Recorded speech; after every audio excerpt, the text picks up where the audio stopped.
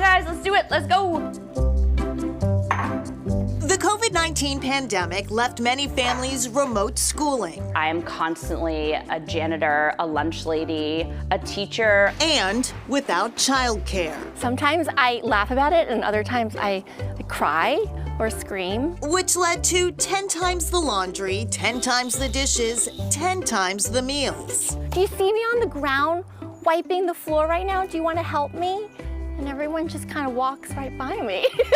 A lot of this stuff, the extra burden of the pandemic, fell on the shoulders of moms. The tabs in my brain are never shutting off. They're constantly recalibrating and reorganizing.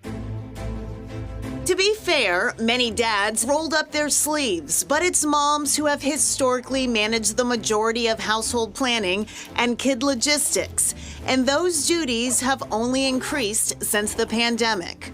A lot of moms are burned out, says Leslie Ford, wife, mother of two, and founder of the think tank and website, Mom's Hierarchy of Needs. If mom had always done the housework, if mom had done all the childcare, the default will be to just let her keep going with that. It's an interruption in pattern to stop and say, whoa, wait a minute. It's one thing to do dishes on Saturdays and Sundays all day. It's another thing to do it 7 days a week. On top of it all, many of today's moms are also managing full-time jobs. I feel like there's a whole list that I will never get to. It's very hard to kind of just get into the flow of working and completing projects because it's constantly shifting. Driving some to cut back work hours. I am a litigation partner. I decided to cut back my hours just for July and August. I took a pay cut. A few of my male colleagues were surprised, I guess, and said, you know, a man would never have done that. And forcing others to leave the workforce altogether. Millions of women have dropped out of the workforce. About 1 million are estimated to be mothers. And there's an estimated 25% that are considering downshifting or dropping out. Ford is conducting an ongoing national pandemic study. To date, she's talked to 1,800 parents, 98% moms. Moms want to be excellent at everything. So what I'm seeing again and again is the stress of feeling like they're being a terrible mother, spouse, worker, and a terrible child to their aging parents, and a terrible friend.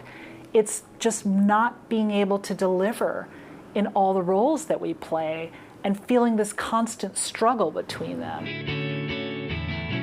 Katie Greer of Andover, wife, mother of two, says mother's guilt was real prior to COVID, but now it keeps her up at night. I constantly go to bed at night thinking, like, how much did I screw up my children today? At the start of the 2020-2021 school year, the Greers decided it was best for their kids to go fully remote. Not for health reasons, but logistics. I could not have one child in 2 days with the other one home one day, and then someone was exposed, trying to coordinate all that pretty much on my own because my husband's at work. I couldn't do it. Katie's husband works in law enforcement and can't work from home, leaving daily kid duty to Katie, who's a third-year PhD student and also runs her own consulting biz, KL Greer Consulting. If I don't continuously show up or get my work done, then there's no one else to pick up the pieces or pick up the slack. Which means relying on her kids to be more self-sufficient than she feels they should be at their young ages. I feel guilty a lot about that because they're often doing their projects alone or doing their stuff alone where I'm here, right? I physically could help, I guess, or should help, but I have work I have to do, I have my school stuff I have to do, I have stuff that I have to get ready. She says the daily stress of it all has taken an emotional toll. Moms, of course, are looking after their families and home life, but who's looking after the well-being of moms? A wonderful quote that encompasses so much of this past year. A mom could find the strength to physically pull a car off of their child, right? But no one asked the mom after that how she's recovering. What's it gonna look like when we all walk out of this? Like, who is gonna ask the moms, like, hey, are you all right today? Wow. And Leslie Ford found that 80% of the participants in her study, right, had not prioritized self-care during the pandemic, and obviously that contributes to the burnout. Well, Ford says moms far too often put their personal needs at the bottom of their to-do list.